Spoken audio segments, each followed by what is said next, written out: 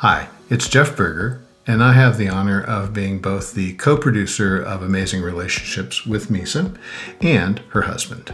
And you're used to seeing Misa interviewing others, and today it's my turn to interview Misa. And as you may know, Misa Hopkins is a pioneer in the field of feminine consciousness and a sound healer with over 20 years of experience. She's a 5 times best-selling author, including her Sacred Feminine Awakening series, and she's made numerous television appearances. She's also spoken at events with such luminaries as Dr. Bruce Lipton, Dr. Delary Dawsey, Deborah Poneman, and Ariel Ford. Plus, she is featured in the soon-to-be-released documentary, The Spark. Misa's powerful mystical initiations in both feminine and masculine sacred energies inspire her to further personal and planetary healing through balanced consciousness. Most of all, she believes in each person's innate ability to heal an awakening into the life of their dreams. Welcome, Misa. Thank you, babe. So, why is this Amazing Relationship Summit important to you? Yeah, it's a great question. You know, honey, there was so much going on when I was talking with my girlfriends and my clients about people being afraid they weren't going to meet their partner. Maybe they were single, they couldn't meet their partner during this COVID experience. There were individuals having a difficult time connecting on tense issues on Facebook. I saw some really difficult conversations happening there. We certainly were seeing individuals in our life that we care about struggling, right? Maybe spending too much time together. You and I were going through some really interesting stuff as we share in our living room video, right? About feeling like that we were in this microcosm of the macrocosm of all of this tense energy coming to a head. And with Valentine's Day coming up, I remember I said to you, we really ought to do a summit on relationships because we all need some help right now with relationships. We could all use some tips and insights about how to how to have a better time with each other and connect more deeply and enjoy each other, even through this pandemic, even through the political stuff going on, that this is our time, right? And there is nothing more important than our relationships. When my father was dying, when my mother was dying, what was so apparent to me is that all the stuff fades away. The accomplishments fade away. The one thing that lasts and endures and carries you over to the other side, your relationships with yourself, with the divine, with the people that you've loved. That's who you want with you in your crossing, either your loved ones there with you or greeting you on the other side. These are the pathways. So our relationships are what matter. The rest of it will all fade away.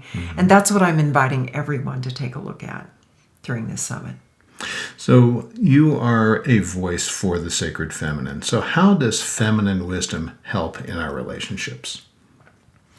Yeah, so here's the thing. Feminine yin energy in and of itself is energy that is still, it's silent, it loves and holds everything. It doesn't discriminate. It doesn't say, oh, this is okay and this isn't okay. It loves everything that's coming up. So even when we were having a difficult time, yin energy holds all of that energy in its suchness. It just is. It's not that you're wrong and I'm right or vice versa. That's not what is going on. Yin energy says what is here is of creation. And it is already loved. So if in relationship I'm choosing to embody that yin consciousness, I'm choosing to say, okay, we're having a difficult time right now. What is yearning to be loved? And am I willing to embody that essence within me to be that space where the need, the trigger, the wound, the hope, the desire, right? The intentions are held with love, all of it. Because in that presence of love, the really difficult feelings do something interesting. They start melting. They start unraveling. They start unwinding because love has finally shown up. To the places I thought were the least lovable, love has shown up. And the things that I'm aspiring for, the dreams that I have, the hopes, the talents, the abilities, they shine in that love. They expand in that love. So love is that balm. And in the initiation that I had in yin energy, it's born out of the stillness and the darkness. The darkness isn't evil. The darkness is yin. It got labeled evil later, about the 1100s for sure, maybe earlier. It got labeled as evil, but it in and of itself is not evil. It's womb. It's the womb space for all life. So when we're going through these challenging times, when you're scratching your head and it's like, they believe what?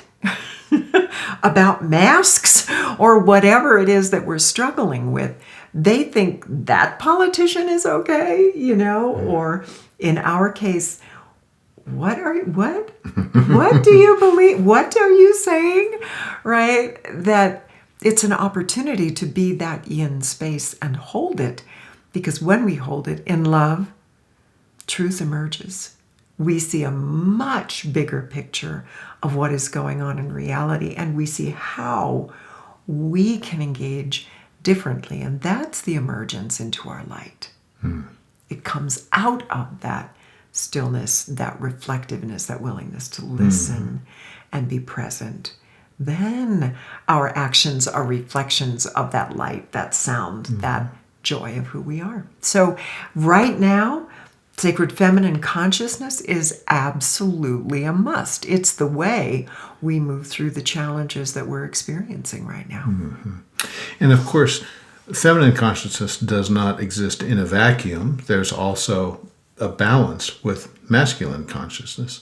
So what did you learn, for example, from your time previous chapter in your life? You were a business consultant and later a ceremonialist and thought leader in sacred feminine. So how do feminine and masculine energies play through those different experiences that you've had? Yeah, I was an odd duck when I was consulting. Yeah, I was a communications consultant, and I worked with Fortune 500s and professional practices and nonprofits and just everybody that needed support. And I could walk into a business or organization, and within minutes, I knew whether the organization was more yang or more yin. And there are qualities that are embodied in the organizations that we also embody in our lives. So, for example, a very young organization would be very top-down management. Orders came from the top, everything got executed that way. Now, think about our governments, our military, right? A lot of our structures are built in yang energy. Right.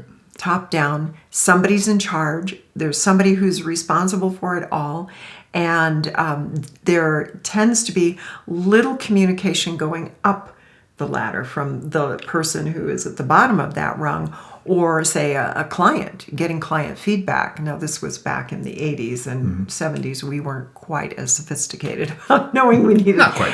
and knowing that we needed to have those relationships, but that was a yang organization. Yin organizations, I found more often in government, actually. Those were organizations where it took a long time to make a decision because everybody needed to be included in the decision making.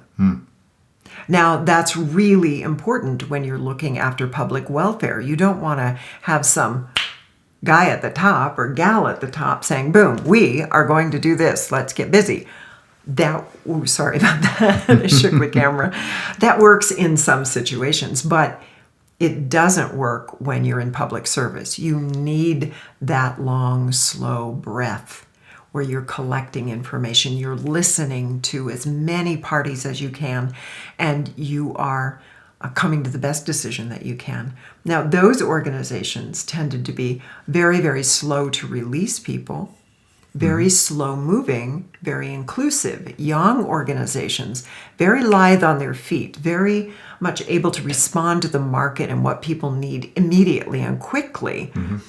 And their work was to be able to get enough information from their customers to make really good decisions. So it wasn't that one was better than another. And ideally, an organization has the right blend of both for what they are there to do. And so I learned to pay attention to those kinds of models throughout my life. We were talking about that this morning, that in many cases in relationships and fostered by many of our existing religions has been the idea that the man was the head of the household. I grew up in one of those households, right? Everything started with dad, and decisions got made down the line, a reflection of his will as he saw it in accordance with the church's will, which was in accordance with God's will, right? It was all stacked up. So you know really well that doesn't fly with me at all. And I didn't get along with my father many, many, many times because of that. Because that doesn't allow breathing room for yin or feminine consciousness, right? Which shows up like dreams. You know, our last summit, Women Emerging, came out of a vision that I was given. Right. And you supported it. And that's the celebration of that yin energy, that intuitive energy, that knowingness that comes from beyond, that is not so structured, but it comes in our soft, quiet moments. To be able to receive that and allow that to become guidance in your life is where we can have stronger relationships with each other. Right? Well, in fact, here's a really great example of this yin energy. When I was with Jeffrey, I think our first year together, do you remember one morning I woke up and said, what are Krugerrands, I think I said. I said it wrong completely. Krugerrands, I think I said. And we're like, what the heck is she talking about? And I said, I don't know, but we're supposed to get some. I know we're supposed to get some. So, of course, it's gold, right? It's a Krugerrand, and it's a gold coin. And we didn't, right?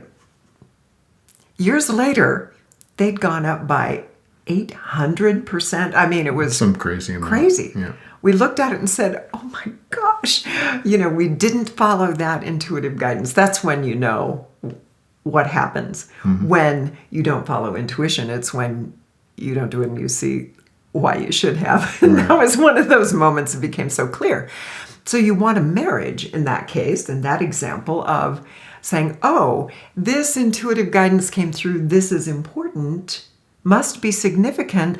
I don't know why. If I look at the data, it might not tell me that this would be a good decision, but intuitively it is. And then you take action on it. So one more piece about feminine, masculine energy. When I started doing ceremony, what I discovered is this, and I find this intriguing. Women wanted very little instruction, and they really didn't want to be told what to do, which comes out a lot from the abuses or the oppression women felt with top-down systems where their voice wasn't heard. Men, on the other hand, often wanted more structure. They needed more structure. So at Spirit Quest, for example, when we would gather together for a week of questing, my women didn't want a whole lot. They would do things like say, Misa, I'm going to go for a walk and I'll be back in time to help cook dinner. The men, on the other hand, Misa, what can I do this week? They wanted a job. So if it was, would you please make sure that there's enough wood this week for Sacred Fire, then it was, they did the same thing. They would make sure there was enough fire for the day, and then they'd go off and take a hike. So, but they wanted a little more structure. And that came to me so clearly when I was with a friend of mine, and he facilitated men's retreats, and I'd been doing some women's retreats. And he talked about how the men prepared, and I talked about how the women prepared. So I'm with a circle of women that's used to meeting, and we say, let's do a retreat. Where shall we go? And one of the women says, hey, I know somebody who has this great house at the beach. Why don't I find out what the rent would be? Okay, if it's reasonable and we kind of set a cap, then we'll all split it. Okay, that took all of 5 minutes to decide. And then, well, what should we do for meals? Well, let's just potluck. Bring what you like to eat and bring some extra. Okay, what should we do during the retreat? Well, we all have our talents and our abilities, Muriel likes to do drumming, and Misa, you like the sounding stuff, and so you've always wanted to do whatever, right? Okay, we'll just do it. We'll figure it out when we get there. It took us 20 minutes to plan the retreat. We were done. So my cohort here who led men's retreats, very different process. In this case, he said, all right, we've decided we're going to have a retreat. Who is going to be responsible for finding the location? And then they decide so-and-so is responsible for finding a location. Who is going to be in charge of meals? And they chose somebody, some foodie, who would be in charge of meals, and he would be the one that met with all the guys and figured out what all the meals were going to be. Who's going to be in charge of activities? Who's going to be in charge of transportation? Now, it was a different time frame for them because then they needed to get on the phone and meet and connect. That's fine. The men felt more comfortable with responsibilities and a little more structure. Mm-hmm. And that's appropriate. We need that in our lives, right? We don't run a business without structure. Right. But we also incorporate into our business some intuitive wisdom that's fluid, like, let's do a summit on whatever the topic might be because it intuitively feels right. We're getting guidance from a dream, or maybe because the evidence around us, the data around us says this would be a good idea, a little more masculine. That's great. So a long answer to your question, but it was a great question, Jeffrey. Really great question. Well, so how does that translate then to feminine wisdom in relationships? Okay. So one of the things that we can be aware of is whether an individual, not man or woman, individual is wanting more structure in their relationship with you, or are they wanting a little more fluidity? Right? And are they needing to be listened to a little bit more? Are you needing to be heard a little bit more? Is there enough balance in your communication? Are you always conceding? Or are you always in charge? Always making the decisions? Those are things that we can begin to look at in our relationships and find a comfort zone. Right? We were talking about this on the couch today, out in the living room. We were talking about how it's become really significant for us to realize that a lot of our best business decisions are not ones we make like this. We're a little more, we need more time. I was going to say more yin, but it's not entirely yin because you're working through the structure in your mind to make sure there's enough structure to do whatever crazy idea we came up with. And we're fluid enough, as you are, to get out of the box and say, well, what if we looked at it this way or this way or this way, right? Which is very much something you bring to the table. So you have your yin aspects and yang. I have my yin and my yang. I'm faster at quick decision making, right? Just being with it. But I'm also very yin in terms of I want my intuitive guidance. I'm not going to make a decision without it, right? Kind of checking it intuitively. So we find a balance, and that is something that any two people can do by listening carefully to what they need or what they want, and listening to yourself. What do you need? What do you want that keeps you safer in the relationship or more energized in the relationship, that creates a container in which you can create enough structure to be safe, because you do have to have some structure for everybody to operate together. Think of it this way. If you're in a small town, you don't need a whole bunch of street lights. Right. You might not even need a stop sign. But in a big city, you better have some street lights. See, the larger the organization, the more structure you actually need. The smaller the organization, the less structure you need, the more fluid you can be. So we all get to find our balance at work, at home with our children, with our partners, with our friends, and we can discern that, what's needed, by listening carefully and respectfully to each other. What is needed in this grouping of people to find a balance of yin and yang energy among us, because yin is not just in women and yang is not just in men, right? We have both these energies. So it's very, very practical when you begin to understand the intuitive and the fluid and the structure and the ability to take action. We need both.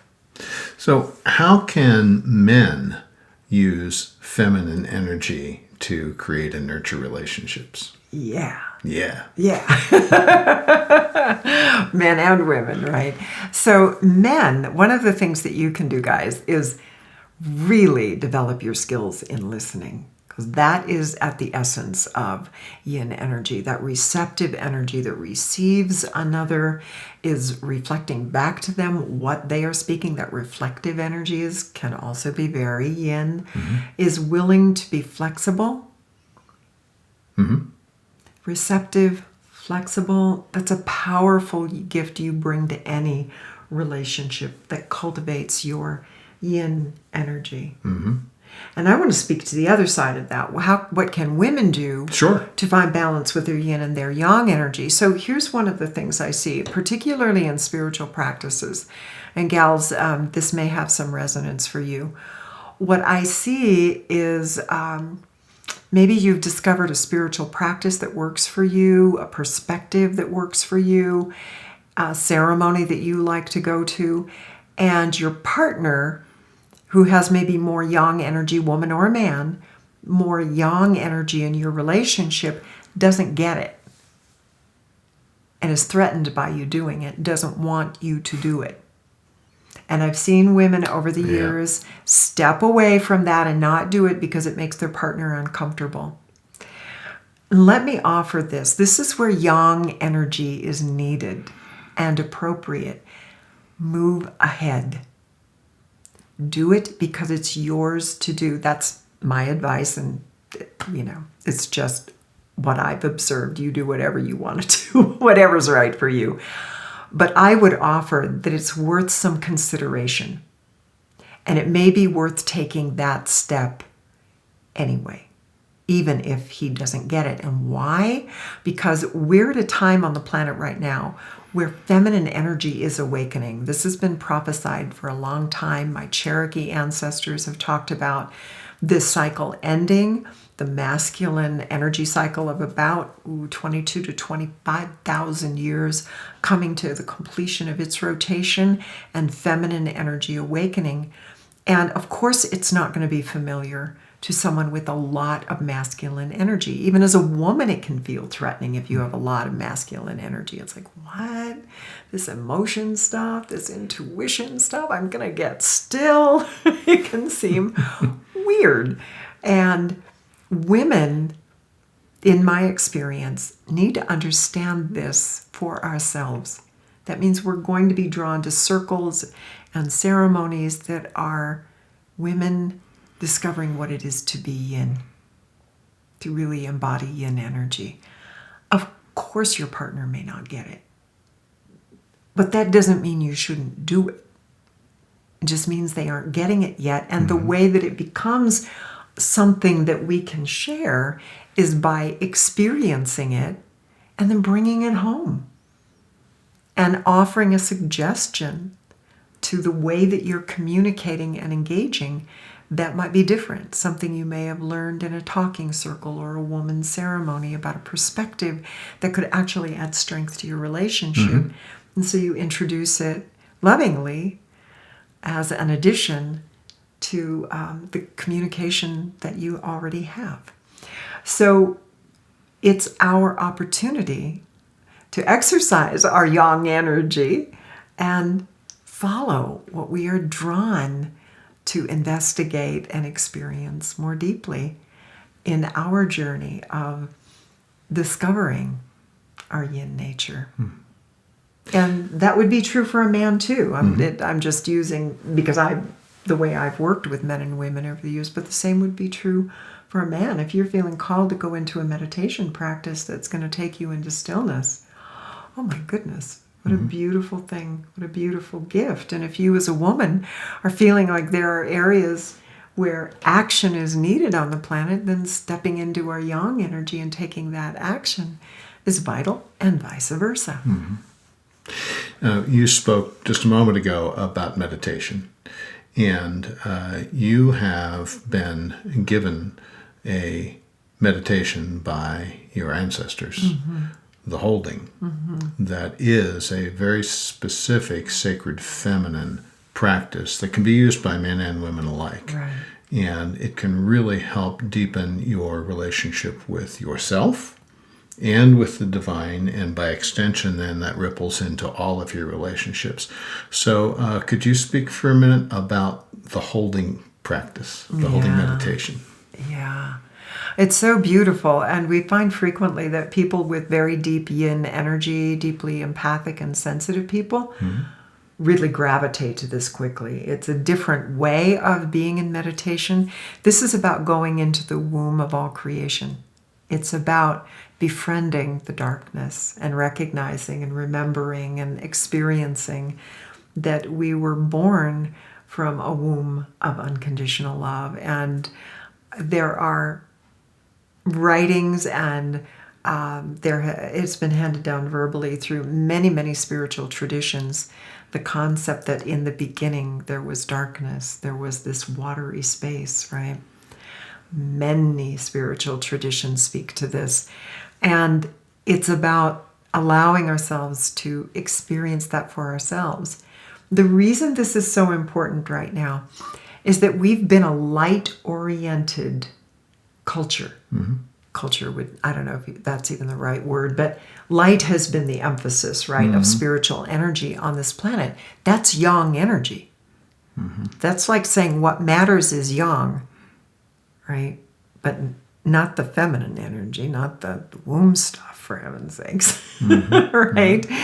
And it is that deep stillness from which life emerged. So when we return there consciously, it's an opportunity to be reborn, to take our pains and allow them to be loved unconditionally, not fixed, loved unconditionally, to take our hopes and our dreams and love them unconditionally. And there's a magic that happens in this holding of our true nature as it is in this moment, in this yin space, is that we really are reborn.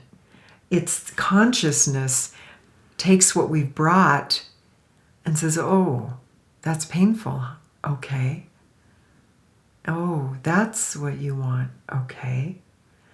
And there's this reforming of you. And as you emerge from this holding space, you really do awaken into the light and the sound of who you are as yang expression reborn. And you are energized in that experience to be and express with a different knowledge and awareness of yourself and your potential, because the womb is unlimited potential. So it's a fabulous recreation. It's very simple. Many women gravitate to this because your emotions become the doorway in.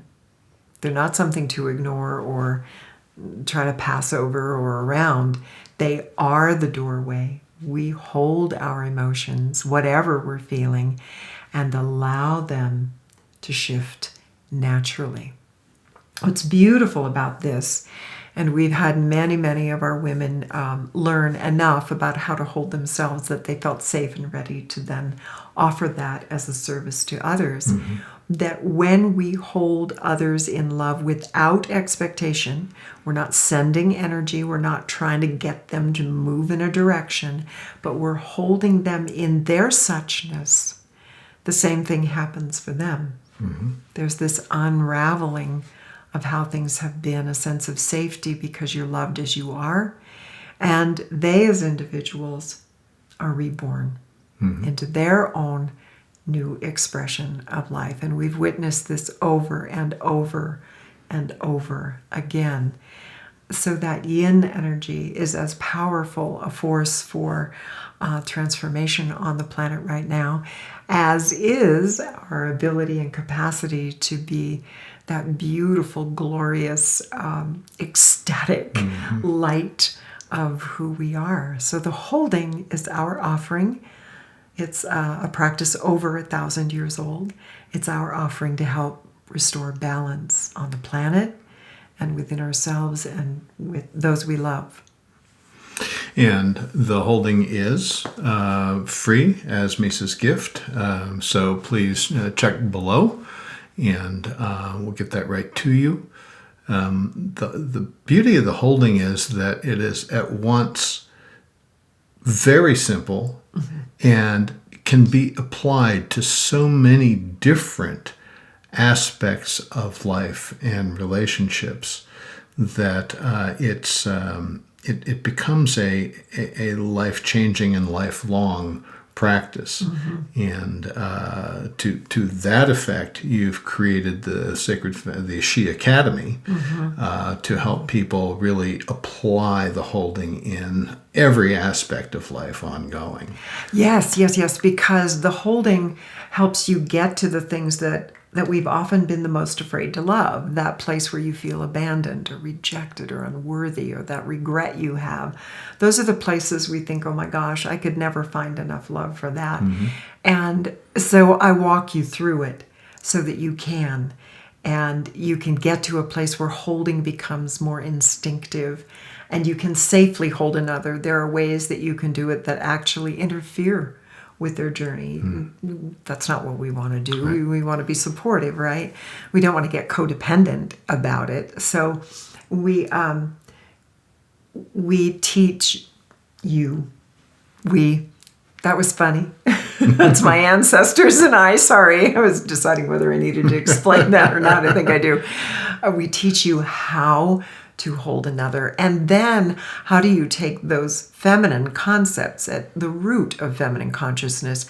And then how do you take that into your circles, your spiritual circles? How do you take that into your business without ever using the word yin or yang, or without ever, using any of the language we're using, but take it into those spaces because it is who you are and it is how you respond to life. You have this new way to respond. So in this ancient new way to respond. So yeah, that's what She Academy does. And it's been a joy, an absolute joy to watch what happens as men and women develop these skills within themselves. She Academy, there are elements of it available for men and women, and then there's some direct work that I do with women only so we can get to some of the deeper things that women have been challenged by for a few centuries, so we can actually get to that. And my beloved Jeffrey is a great holder. In fact, he really taught me something about it when we were in the middle of one of our big disagreements, and you said, I need to go hold this. I still had a few things to say, but That's my get out of jail free card, right? But Jeffrey I'm going to go hold this. Jeffrey was ready to hold, so he did. And the good news is that I thought, oh my gosh, he's got it. He's doing it. He's doing the practice I teach. And I came in here and sat down. This is my office. Sat down in my meditation chair and held. And when we met again to discuss it, it was a very different discussion. We both immediately took responsibility for our own woundedness, how we got triggered, and how we may have wounded the other, and then listened in that beautiful yin energy with the depth of our hearts to what each of us was wanting to express. And really, truly, within minutes, we were giving each other a big hug and a kiss, and what's next, right? We were charged and ready to go. So it's a beautiful, simple, elegant, and powerful practice. And you taught me how important it is not to wait, to use that immediately when there's a need. I thank you for that. Absolutely. So the holding is in your free gifts below, so be sure to check that out. And if you're interested in the She Academy, the first course in that is She Doorway to the Divine, and we'll give you more information about that as well.